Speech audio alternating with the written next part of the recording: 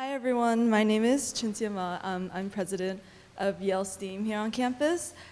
STEAM stands for Science, Technology, Engineering, Arts, and Mathematics.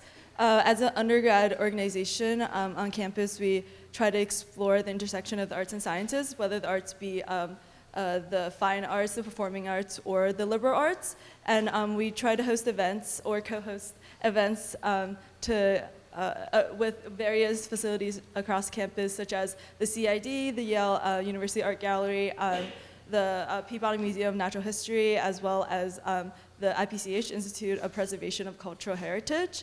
We welcome students from all different backgrounds. So now we have the roundtable discussion. So basically, we're going to have our roundtable speakers come up one by one to do their first 5-minute talks. And then after each individual 5-minute talks, we will have the speakers come up to the table to start our roundtable discussion. So first, can we have Rebecca Arendt from the Department of Music giving a talk on letters, discovery, and collaboration. Yes. Let's just pull up some slides. Here we go. I was told to be provocative. Back in the summer of 2012, I ran across a short article written in 1938 by the great theater historian Jan Franzen, in which he gave a very brief account of an archive he had encountered. He wrote, in my translation, "The Netherlands possess a postal museum in The Hague, where, among other curiosities, one may find a certain number of dead letters. As it turns out, there are some 2,600 letters collected between 1689 and 1707, along with the travel trunk that had been their home for about 300 years. Now in the Museum for Communicatie, the letters surprisingly remain in their folded states, and around 600 of them have never been opened. Yet somehow little attention had been paid to the collection. That is, until my team, signed, sealed, and undelivered, announced a project that aims to test the limits of how scholarship and experimentation can go using one circumscribed set of sources. I could at this point tell you the whole backstory of how 4 academics, a conservator, and a curator came together accidentally on purpose, and how a 7th was taken from us too soon, but left us her own archives in the hopes of continuing her work. Instead, I'll cut to the point when it went public. For the reactions that these dead letters have recently received raise question about the power of letters, the nature of discovery as portrayed in the media, and the public cooperative nature of scholarship today. All 6 of us were so excited about this collection that we thought we should spread the news. Daniel learned of an opportunity for a short article to be published in BBC History magazine in November of 2015. We therefore timed the announcement of our first grant, as well as press releases from our respective universities and the museum, and the launching of our project website to coincide with the newsstand date. But it was not the BBC History article that ended up making the big splash, mostly because it was not published online. Instead, the watershed public moment was a story by Maeve Kennedy in The Guardian the next day. That article was shared tens of thousands of times, you can see on the slide, and received hundreds of comments. To our surprise, some 40% of the traffic to Kennedy's article was directed from Reddit.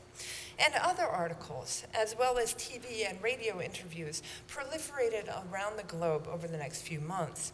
Some of these were written with the direct input of our team. Others were simply translations or adaptations. I admit that we have lost track of all the spin-off articles. One interesting feature that I have noted, though, is the proliferation of discovery stories. It seems that journalists, or perhaps their audiences, still have a predilection for stories about the lone scholar making important discoveries. Depending on the source, Daniel discovered the trunk, or maybe it was David. Sometimes I discovered the trunk. Rarely it was Nadina, and never Jana. This interesting feature makes me want to add the words all by himself to the moniker lone scholar. It also raises questions about the treatment of conservators and curators as opposed to academics. In truth, none of us discovered it at all. We merely brought it to public attention and are fortunate enough to live in a time when word spreads much faster and much more widely than it did when those letters were written. And like the postmasters who collected them, who employed a bevy of personnel, none of us could do this work alone. Thanks to the volume of commentary on these many articles, much of it on Facebook, we can now think of the public as further participants in this project. The commentary has been instructive, inspiring, and challenging. A number of themes have emerged. General excitement is one. How great would it be to have made such a discovery? Pretty great. Comments on the material beauty of the letters and the complexity of their folding are common, and many people express how much they miss receiving hard letters in today's world of disappearing texts. Another common theme, and one that I find particularly thought-provoking, has to do with the issue of privacy. Is it ethical or even legal to be opening others' mail? Of course, these letters are so old that they are most assuredly in the public domain, but the question about ethics is valid, especially considering the fact that many of the intended recipients and the writers themselves were marginalized in their own time. It is not for nothing that the letters went undelivered. So, how can we as scholars in allied disciplines, academics, conservators, curators, imaging and technology experts, responsibly and ethically present their stories without further marginalizing these people whose stories and experience still resonate today? I believe it is important that we endeavor to do so, for, as one commentator on the Guardian website remarked, if only someone tried to read all the undelivered messages that we keep inside us, too. If only. Thank you.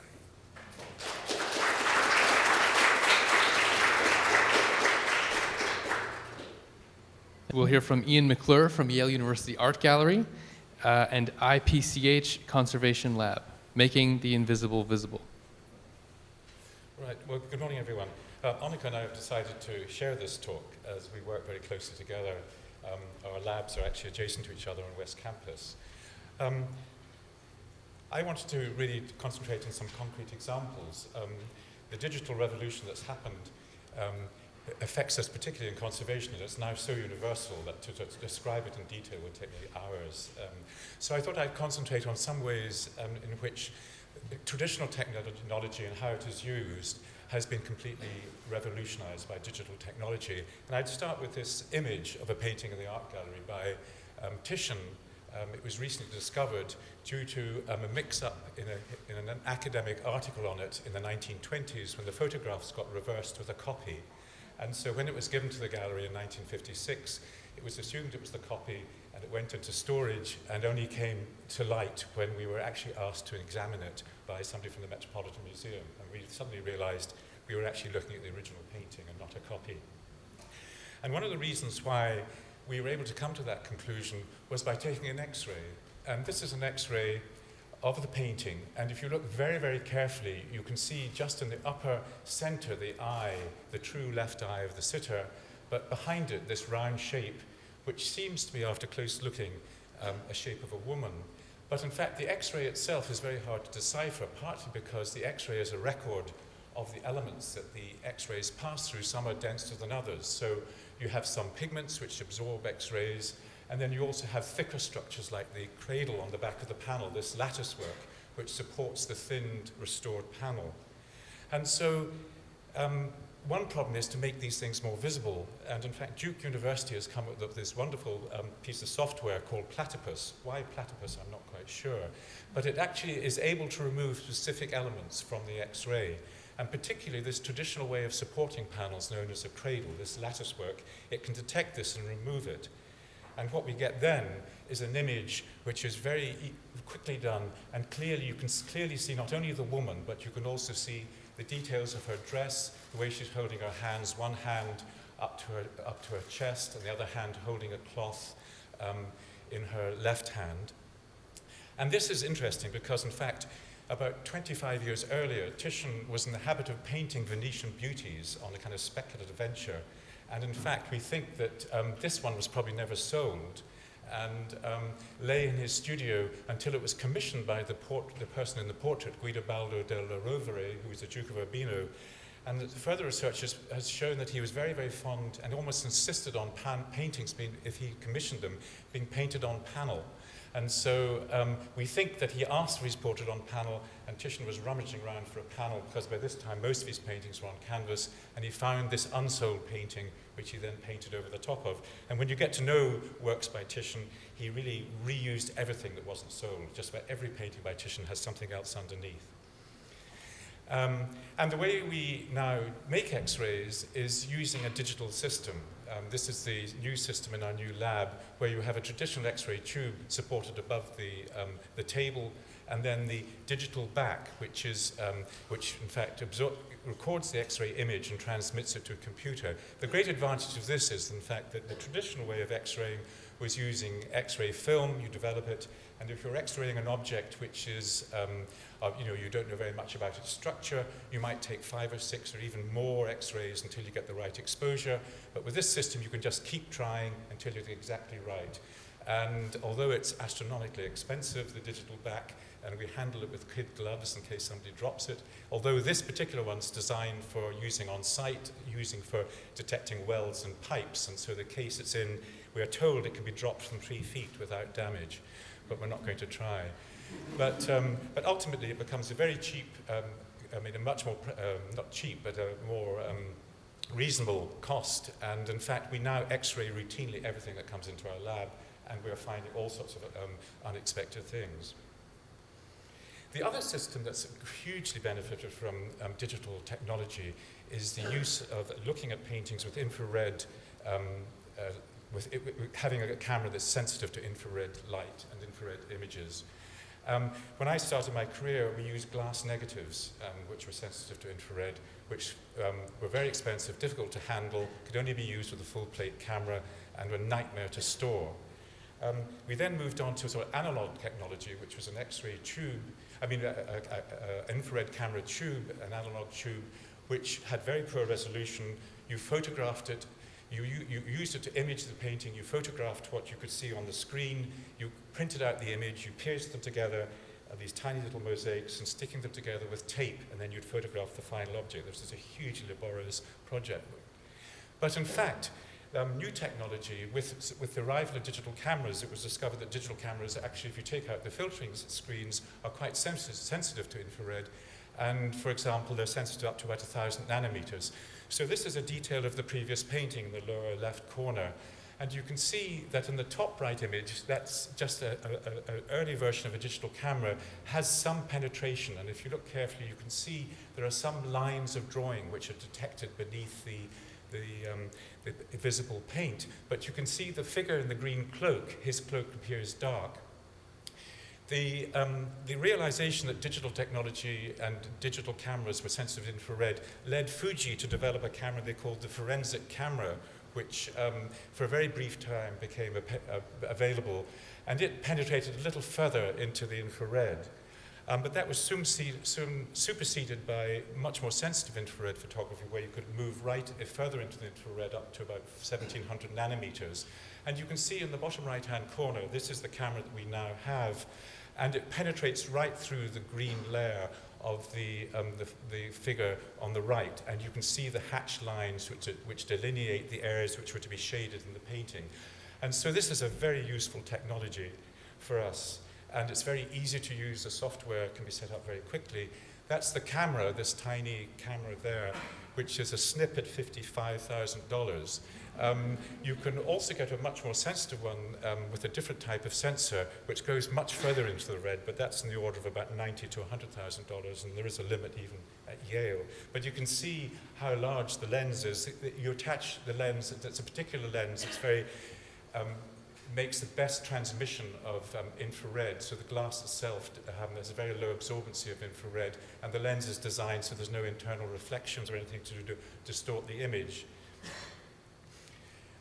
The other very important thing about digital technology is the development of tools for recording and documenting work. And one major project that's been going on, which here at Yale is being led by Christine McCarthy, who's the chief conservator of the library here, is Conservation Space, which is a Mellon-sponsored project where we are designing from the root up a system of documentation which would cover every aspect of conservation treatment, examination of materials and techniques, and would have the ability to link to archives of photographs, that are stored, for example, on Media Manager. And this system has now been in development for several years, but we're getting close to having a beginning. This, I think, is this summer or in the fall, we're going to have a sort of working model to try out the beta version. So I think this will be a huge step forward for conservation documentation. It'll allow much better communication between conservators. But the ability to see things across, as it were, continents and exchange, I just thought I'd put in one example, and I think the most dramatic example at present is the Ghent Altarpiece project, which is a J. Paul Getty project in collaboration with the IRPA in Brussels. That's the Royal Institute for Artistic Patronage. And they've at the moment, there's a huge conservation project going on with the Van Eyck Altarpiece. It's been very carefully documented, and the conservation is beginning. It's going to be cleaned. They've now discovered that there's some very early overpaint, which covers a lot of the original paint for reasons that are not apparent. But this is something that's available as on-site, and it allows you to get an incredible view of the object itself. So just to end with, here's a detail of the angels, the angel at the organ. You can zoom in. You can zoom into the details of the face. You can then also get an infrared image showing the very fine, delicate underdrawing, suggesting the hair. You can then go to the X-ray, and you can see the X-ray and also the structure that's supporting the panel at the back. And then you can zoom in even further and look very, very close to the details. And this is really a wonderful example of digital technology that's actually leading to huge discoveries and a much wider interest in an object that not everybody can access. Thank you. I'm going to now hand over to Anikó.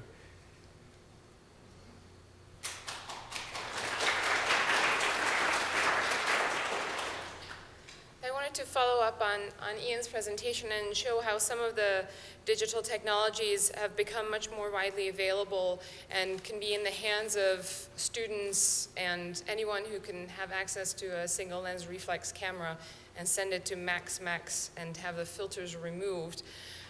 The technology of infrared reflectography, which converts into infrared photography when you do this with a consumer camera, can allow people to do some of their own sleuthing. And I think I wanted to link to the first speaker in thinking about the types of expertise that feed into complex projects, including conservators who bring a remarkable array of knowledge about material technologies and the aging of materials and how this impacts the clues that we have to decode our objects. Seeing through paper was a task that we were asked to accomplish by the owner of an 1813 edition of Jane Austen's Sense and Sensibility from the Library of Talleyrand. And the owner was curious to see a bookplate underneath the original bookplate by Talleyrand that was visible sort of texturally, but not in terms of its details. And he wanted to see whether the bookplate belonged to a former lover of Talleyrand, and asked us to do this without removing the page. So using consumer cameras first, and then seeing how well they did against the $80,000 Wonder, we were able to penetrate the paper and visualize some details underneath it. And then, again, this is entirely consumer technology with Photoshop, inverting the infrared image and subtracting the visible one now allows you to see this light area that clearly shows a crown and other details of a crest. And then further manipulation allows you to see this as a carbon-based ink. So this type of outline was sufficient to compare it to the existing bookplate information from Talleyrand's many girlfriends and establish that it was not from one of their libraries. Often the issue is not visualizing something that's covered, but something that's been removed intentionally. And this is the kind of work that can also be accomplished with the same kind of consumer camera that has been stripped of its filters and allows it to detect both infrared, ultraviolet, and visible radiation. Looking at ink that has disappeared from the margins of the Voynich manuscript, a cipher manuscript in the collection of the Beinecke Rare Book and Manuscript Library was a task that we were faced with our colleagues at conservators at the university libraries, and with the help of their imaging team, we took a look at the first page, the margins of which are early attempts to decode the cipher character alphabet. Illumination with ultraviolet light starts enhancing the visibility of ink that has been erased. You start seeing dark features. And again, further enhancement using Photoshop allows you to start seeing some characters. And often, and this is all with a consumer camera technology, in some cases, in order to go beyond and reach something that is truly illegible, we can invest in technologies that allow us to map the presence of elements in the inks that have disappeared. In this case, the use of iron and copper as mapped by a scanning X-ray fluorescence spectrometer allows us to see more clearly the shapes that people have conjured up and that were mechanically scratched away from the surface of the parchment. This type of visualization of disappeared inks using their elemental composition is used in other ways.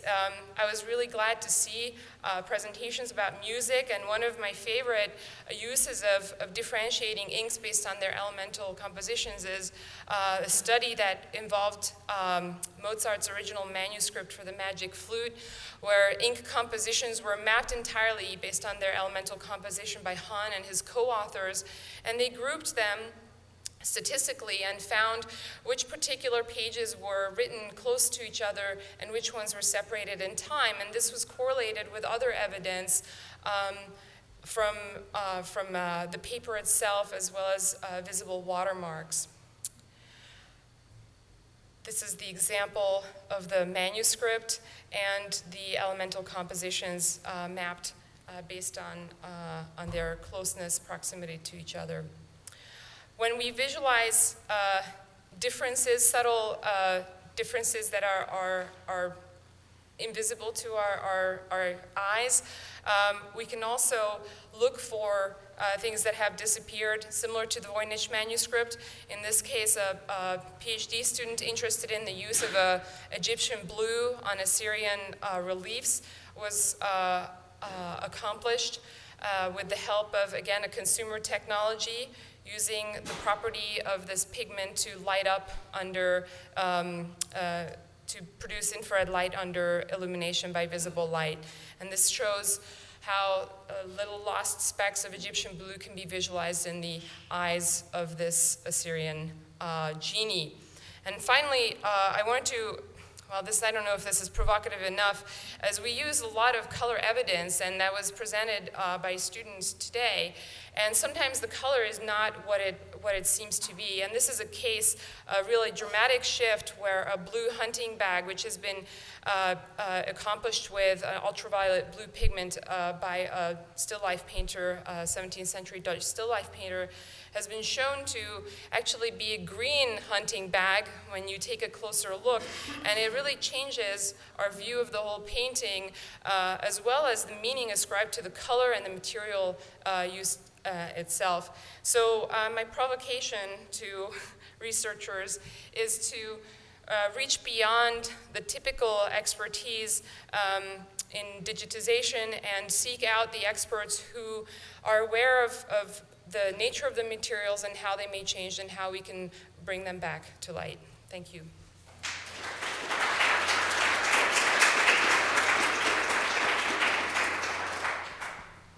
Thanks to our art conservators for that fascinating presentation.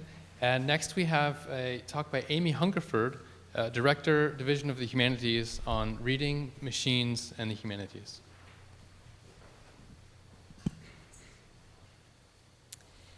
Thank you. I want to start out with one very broad statement about work in the humanities in the last 20 years or so, and then I will come back to that at the end after I go into an example.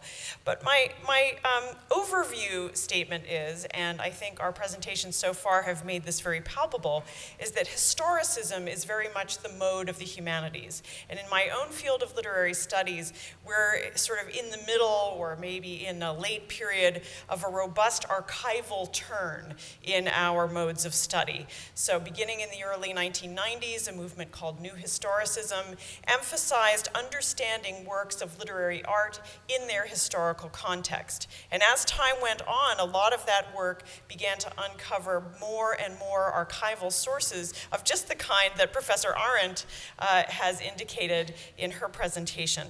So I want to begin with that observation and then pose an interesting question that has preoccupied a book that I've just finished and that will come out this summer. So here's a question.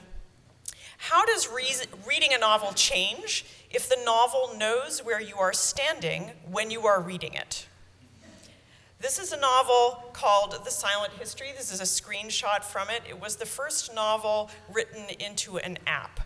So the technology for combining GPS positioning for mobile devices and bringing that to bear on the content that you see as you're navigating the web is extremely advanced in the commercial world, but it is not very well advanced in the world of literary art. So this is the first app novel, and it was published in 2012, and its creator was a man named Eli Horowitz, who was one of the founding editors of McSweeney's, which is a literary magazine mainly founded by Dave Eggers.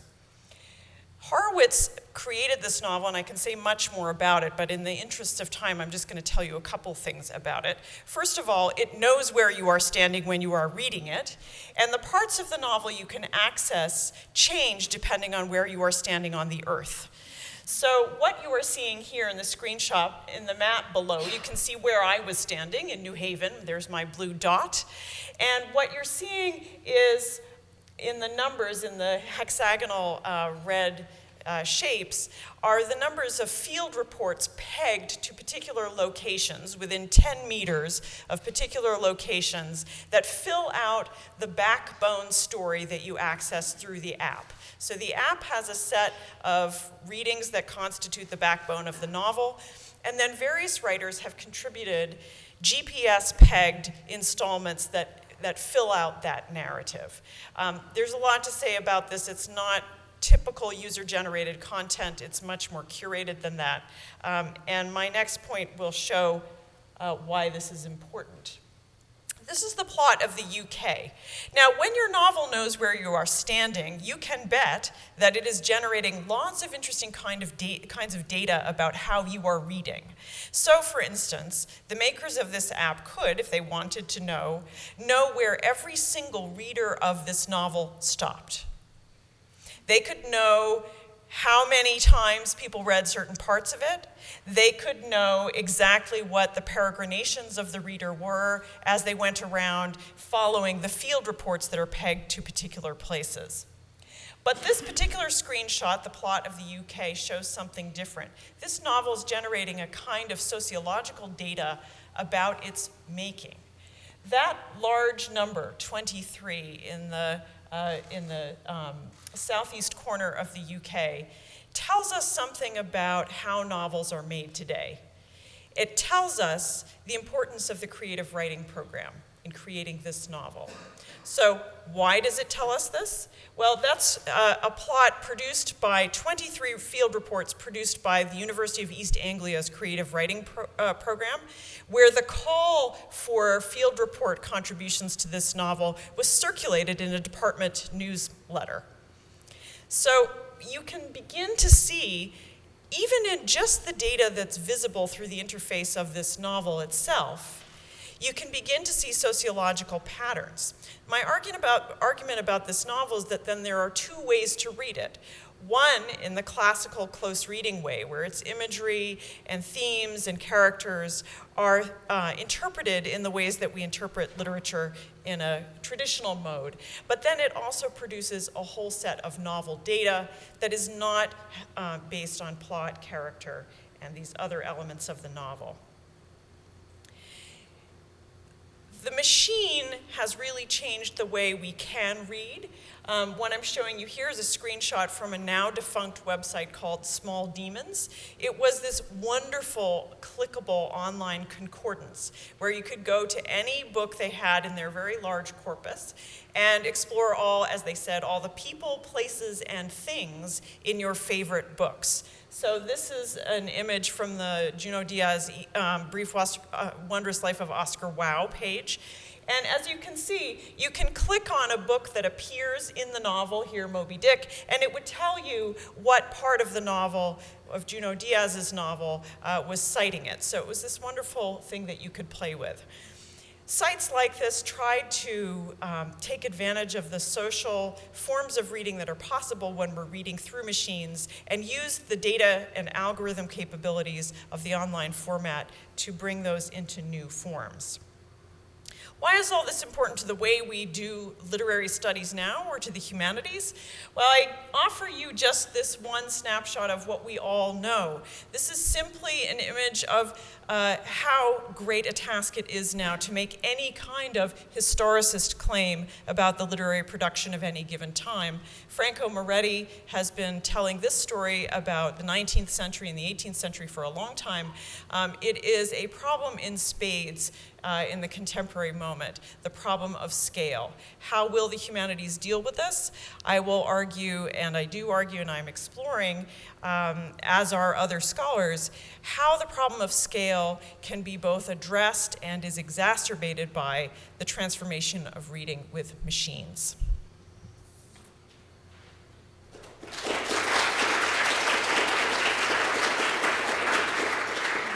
Thank you so much, Professor. Next, we have Professor Holly Rushmeier from Computer Science giving a talk on computer graphics.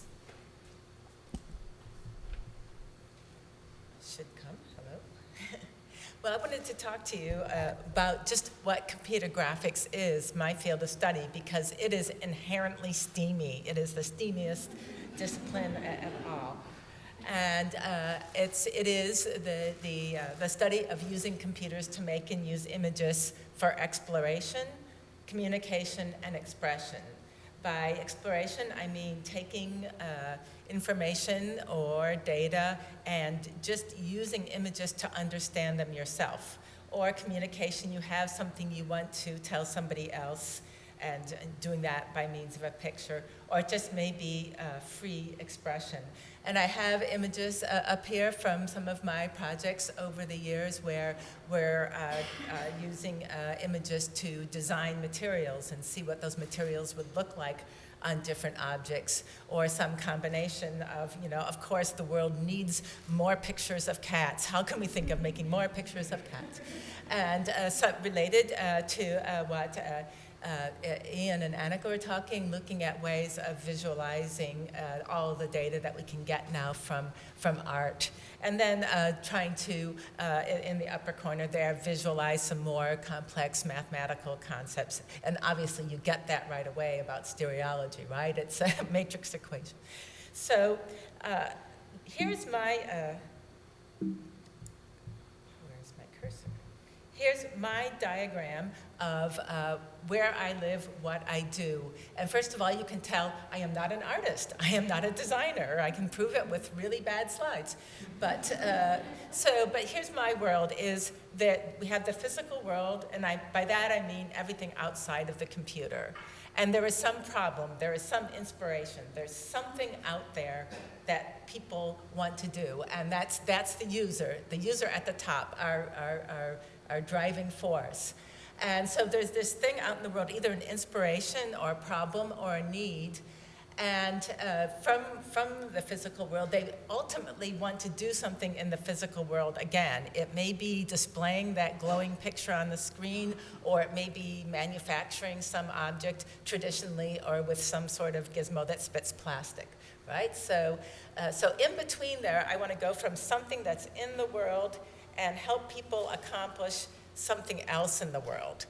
And what I do is the stuff in red. I figure out, how can I represent this thing in the world in terms of numbers that I can put in the computer? So I do the digital modeling. And then I spend all my time thinking of representing the data, data structures, algorithms to act on the data structures, systems to put all these algorithms together, and then ultimately create a series of instructions that will create this thing in the physical world again. So my excitement, my world is in all that red stuff. I mean, you may think, well, how many ways? I mean, even, there's some things like warmth or that doesn't seem inherently like something you can represent. And I love the talk about teaching color. There's so many ways to represent this. So there's things that just aren't inherently visual, and even things that are, like a sphere. You would be shocked and bored by the time I went through all the numerical and mathematical ways of describing a sphere, depending on why you wanted a sphere. So that's what I spend all my time on. And why is it different every time? Well, it depends on the user. What are they creating? How are they evaluating it? What changes do they want to make? There's a huge universe of possibilities, and my job is to do the right representation and the right tools to give them just the handles that they need to do what they want. And in the course of that, computer graphics is the most interdisciplinary areas anywhere. We sit in computer science, but we regularly interact, exchange, or are part of all these other areas. In engineering, well, I have a picture there of Hoi Kao, who's actually in applied physics. But I love talking to her because she develops new optical devices. And we haven't collaborated on anything, but just the conversation of the things that she can sense now, or the way she's thinking about it, is inspirational to how I can represent things. And myself, I actually have no degrees in computer science. I'm a mechanical engineer.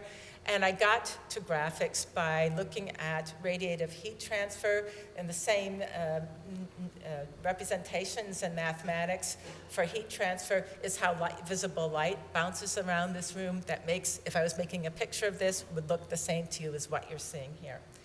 Anyway, and then all of the sciences, that's Gisela Cocon from ecology, and we had a project together, like how can we have methods for capturing the shape of tortoises on the move in Galapagos? So she posed that problem, and that pushed us to develop some new algorithms for extracting shape from pictures. Psychology is essential to what I do, particularly at the low level. The key to making pictures fast is only compute what people can actually see.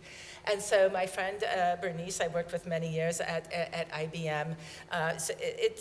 There are some things that people know, but in graphics I need very specific information about what people can see, but in a complex context. And so working with her, designing psychophysical experiments to get that piece that I need to inform my algorithm to make it super fast. And of course, art is everything in graphics. This is my friend Cynthia Beth Rubin. She's an artist here in New Haven. We get together to talk all the time. We've collaborated on a couple of pieces. So in part, in graphics, we're making tools for artists, but artists are also informing us on the same kinds of issues that we get from psychologists, but from a much different point of view. She's been working lately with people at University of Rhode Island at visualizing things like plankton, and she has a better sense of how do you manipulate the images to make them more informative to the person. And then, of course, in the humanities, this is Barbara Shaler, a classics scholar, and you've already seen some things about examining manuscripts and the power of computers for large collections. I'm not interested in words. I'm interested in images. So we pick apart images from thousands and thousands of medieval manuscript pages to try to home in on the things that are interesting to the scholar. So and it's not just interacting with these fields. I put the people there. It's interacting with the people in those fields. It's an inherently human interaction. And I'd just like to close to say that that's computer science in general. People, I don't know, they get this odd idea about us. But we do love to argue about our algorithms and systems and this language and that language, and what it means. But so we have that core inside, but computers are not natural objects. We aren't like oh, what is this thing? What will it do? That's not what we're about.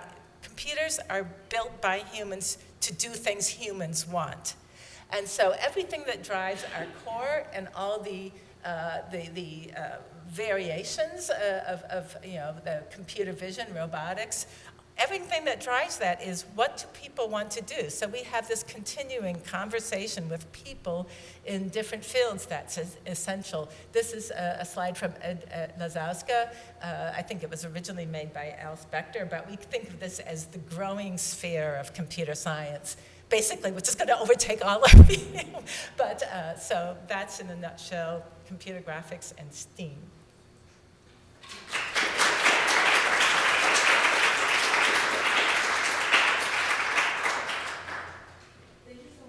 That was the 5-minute, hopefully 5-minute talks that each professor gave, and now we're going to have the roundtable discussions. Would you guys mind coming up, please? Once again, I guess I'll go around and introduce everyone for anyone who's coming in a bit later. So at the end of the table, we have Anikó Bezur from the Institute for the Preservation of Cultural Heritage and the Technical Studies Lab, Ian McClure from the Yale University Art Gallery and the IPCH Conservation Lab. Then we have Professor Amy Hungerford, the Director, Division of the Humanities, English American Studies. And then we have Rebecca Arendt from the Department of Music. And last but not least, Professor Holly Rushmeier from Computer Sciences. And thank you so much for joining us today. So to just have a question to kind of start off, we're inviting questions from the audience as well. So, but one question to basically start off for any of the roundtable speakers would be, how did you kind of venture outside your field to go into a practice that integrates both the arts and sciences at this moment? Who goes first? All right, whoever would like to. I'll jump in. Mine's a pretty easy answer. As a literary critic trained in the historicist mode, I became very suspicious of my own claims. Literary criticism wants to make large claims about culture and history when practiced in that historicist mode. And I started to wonder, to what degree are the forms and themes and ideas I'm seeing in novels really representative? And as soon as you ask that question and you want to know what the whole corpus of those, now 50,000 novels a year published in the US alone, if you ever aspire to making historical claims that are representative, and the archival turn is, I think, implicitly a desire to be more representative, to get the truth right about history, then you have to begin to ask that question, and then you need big data.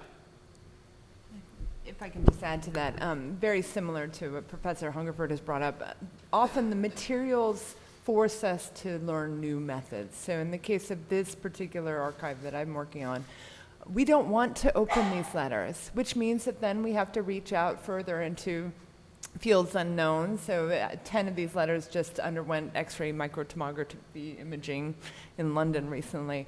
So we're learning all kinds of new things simply because we're confronted by materials that we don't know how to deal with, that force us to ask different kinds of questions and reach out to different kinds of people.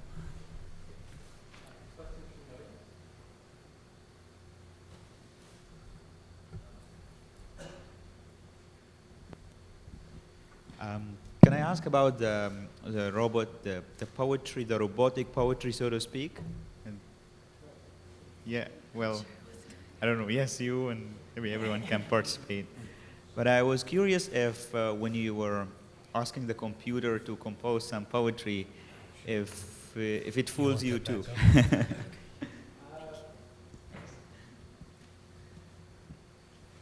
I mean, I think in its most moving moments, it was uncanny and a little bit creepy.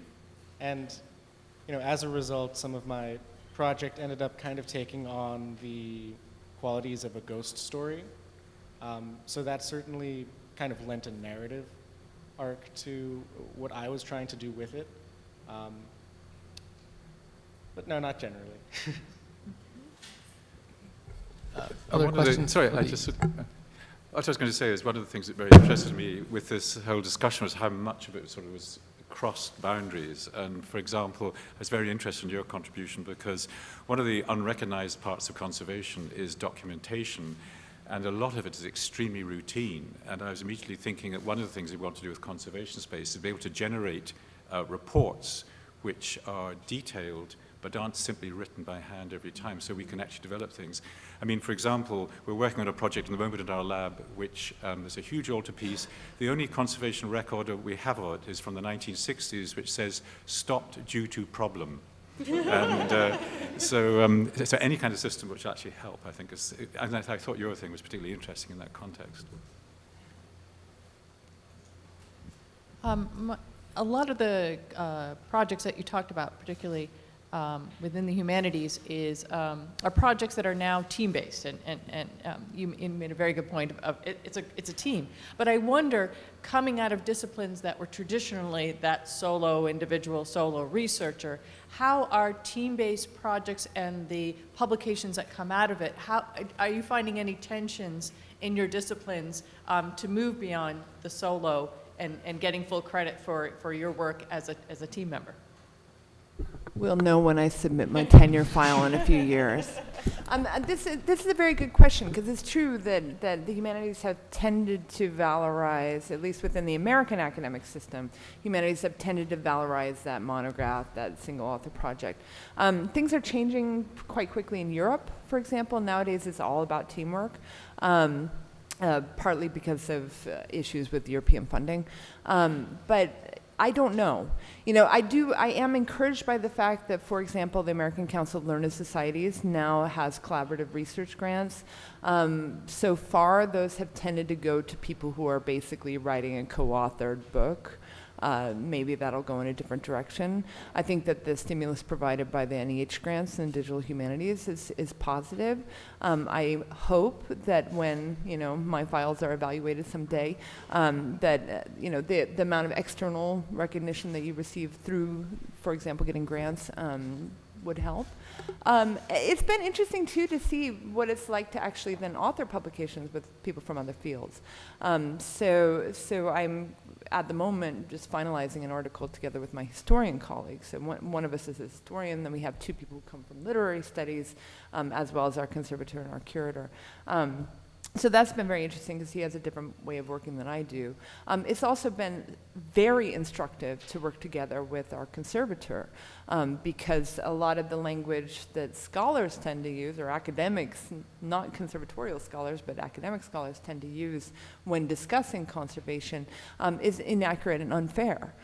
So it's been really wonderful to exchange with her to make sure that I'm not just rehashing the old, blame the conservator for ruining the materials, because there are, things about conservation that we need to know. So we'll see. I don't know. But I feel for myself, the allure of this particular archive, to gesture towards Arlette Farge, the allure of this archive was so strong. And the necessity of having a very diverse group was so obvious that I thought, well, I don't care if I ever get credit for it. I want to do this thing. I wanted to pick up on something that Rebecca was saying about the, she used the word treatment of conservators and curators as opposed to academics.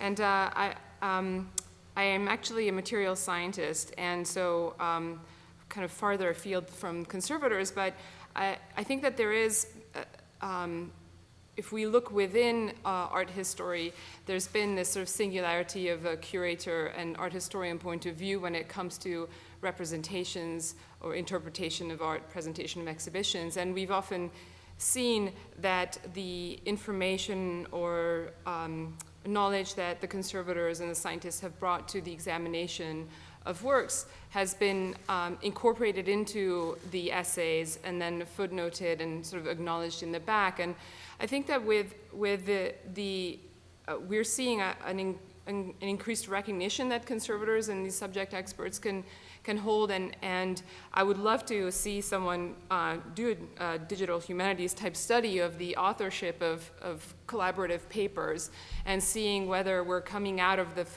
footnotes and acknowledgments into the status of authorship. If anyone wants to pick up on that semester project for next year that could involve some machine reading, I think it would be wonderful to help answer the question you're asking. I think we have time for maybe one more question, or did you wanted to? Okay.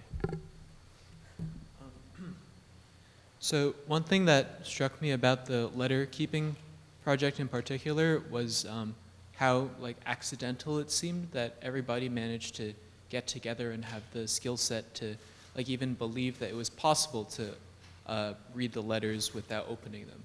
I could very easily imagine a world where you just saw the letters and were forced to open them, and that would change the nature of the project significantly. So I was wondering, in these sorts of interdisciplinary projects, do you feel that it's the humanities side that's doing more of the reaching out, or the technical people who are looking for humanities things? And if you don't like the balance, any recommendations about how to change that? What's been your experience with that? It's, it's always depends on the people. I've never had a collaboration that was ordered from above work. It's always you were at some place and you got into a conversation with somebody and oh, I do this, I do that. And it's just organic. And it's the interests of both parties. So I've worked with a lot of different people, and a lot of choosing projects is I choose projects where there are people who want to work with me. It's oddly personality driven. I mean, you'd love it when somebody, like Barbara Shaler, she for other reasons, she came to my lab and she saw some stuff we were doing and she just got so excited and had this vision of how it could impact her work and okay, we have a winner, let's do a project. Well, one thing I think is happening is that certainly in the realm of art history, I started life as an art historian and then moved into working with my hands, as my then boss told me. That what's happened is that technical art history is becoming more and more of a subject within the discipline, and initially it was just seen as a kind of axe at the root of connoisseurship, and that's not really the case at all. I think what can happen is it can really inform things, and in fact when you have a very precise knowledge of the material of the object and how it's constructed and its history, it can give you a much better picture. And I think it's one very significant act that Tim Barringer, who's head of the art history department, has just appointed a postdoc in technical art history in the department. And I think that's a really interesting and fascinating. And she's already been out to see us and sizing up what we can provide in the way of resources for her program. I just want to add a slightly different perspective from Professor Rushmeier's, and that is that in a world, insofar as it is true that our culture is in a moment where hard data and social sciences and the sciences, the STEM part of STEAM, is the increasingly valued mode of epistemology.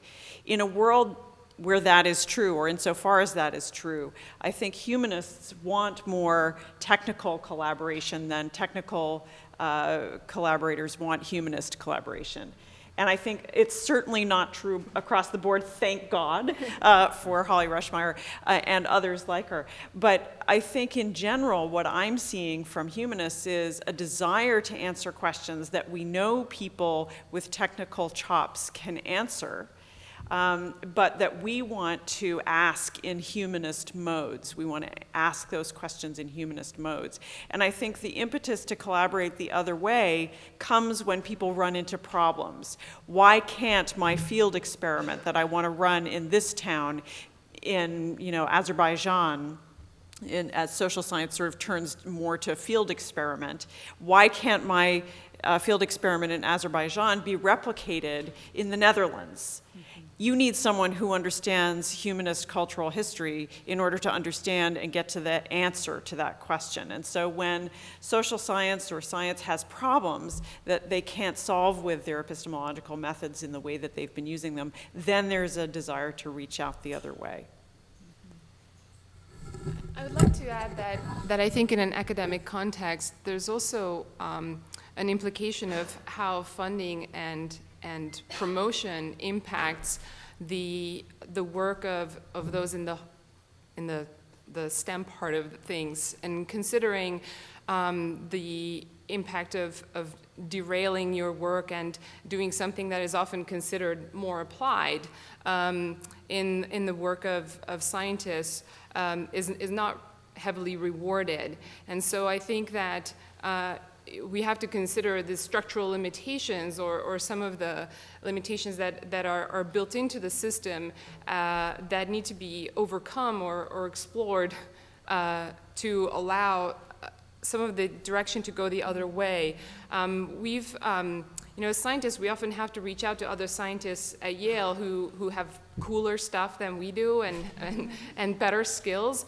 And we routinely see a high level of enthusiasm and often followed up by actual work. But what we know that we have to sort of limit ourselves in terms of what we can ask to. Is this going to be an imposition on someone's research agenda, and how that impacts their ability to support their postdocs and graduate students and their promotion in their field?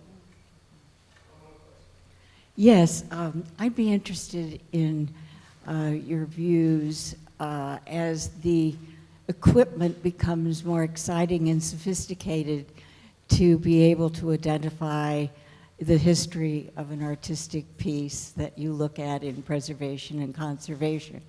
If indeed that makes it easier or more difficult philosophically on how far you go to preserve an object. For example, the medieval piece that you're working on, you said definitely needs work. How far, that seems to always be the issue, is how far do you go when you know so much that's behind it all?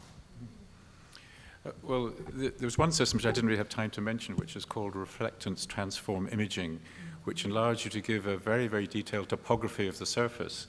And when this is first begun to be used in conservation to examine, for example, the surface of paintings, some of us thought that this was actually a tool to prevent any further conservation work being done, because if you're physically trying to remove some later addition to a painting, the slightest kind of scratch on the surface you might make with a scalpel, in theory, would show up in RTI.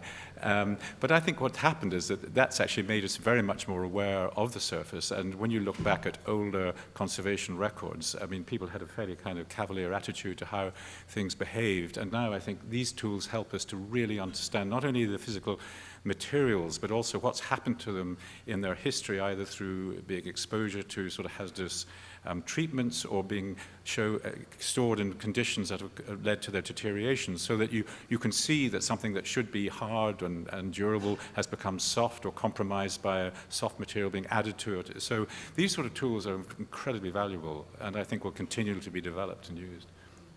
And RTI also has the amazing ability to show all of the folds and creases in paper. So this, we've actually been in contact with the RTI people. Yeah. And if anybody is in Boston next week, there's a whole week of workshops about the letter folding and this letters project.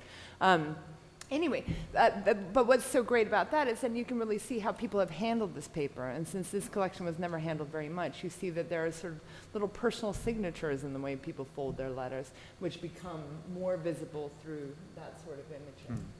Well, I'm afraid we're out of time, so sorry. We can. I encourage everyone to continue the conversations as we move to the next phase of the program. But before we adjourn, and before we thank our panelists, I want to note that we're going to have some closing remarks from Susan Gibbons. But if you'll please join me in thanking our panelists. You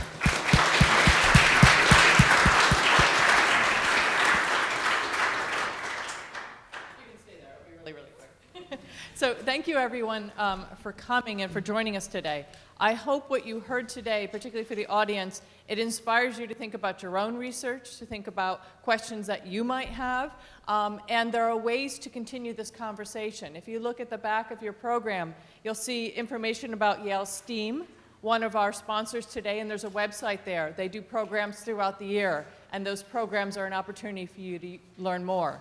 Also on the back is information about our Digital Humanities Lab here in the library. And every Tuesday from 2 to 3:30, there's coffee and there's open office hours where you can come and sit down with the staff, ask questions, and learn more. So it's a way for you to engage and start your own inquiry if you've been inspired by what's happened today.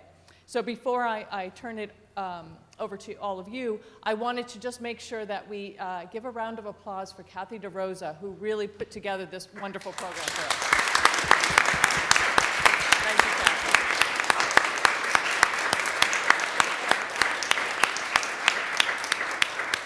So we have a poster session for you in our memorabilia room so we can continue the conversations out there. Thank you all very much.